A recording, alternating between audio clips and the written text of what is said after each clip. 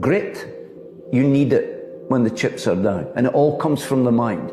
I'm struggling here. I need to do something to get myself out of this problem. And that's where you get grit. You think, well, I'm going to do it. The mind tells me I'm going to do it. The body is weak. The body is tired. But the grit will get me through it. You have to lose your fear of failure. Failure is a part of the process. People who never fail, never try. You have to fail. You got to get it wrong to get it right. You learn nothing from winning. You only learn from your failures. Why not? Why not see how much you can earn? Why not see how much you can learn? Why not see how many skills you can develop? Why not see what kind of person you can become?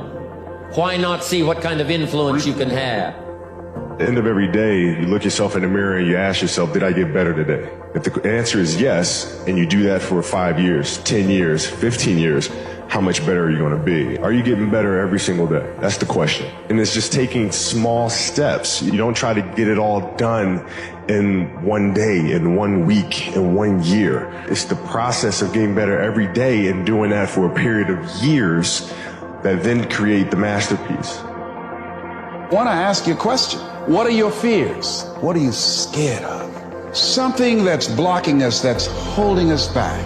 Some people call fear false evidence appearing real.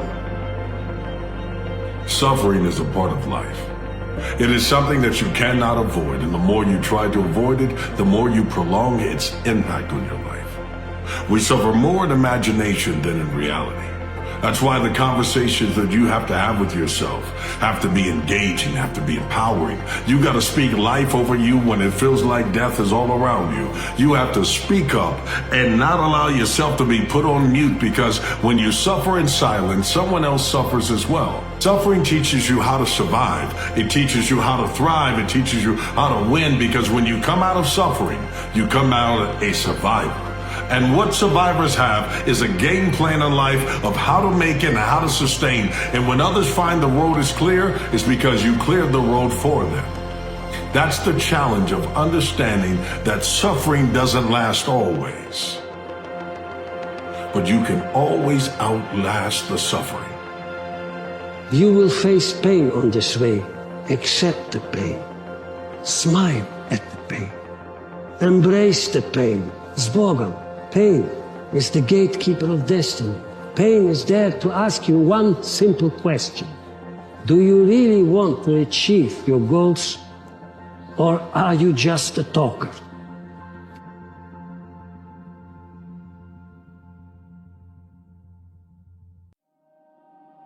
Purpose. No one can create your purpose for you. No one can tell you who to be. So in purpose, you have to create your own purpose. And in evolution, you have to evolve towards that purpose. It's easier to live when you have goals to meet. You understand?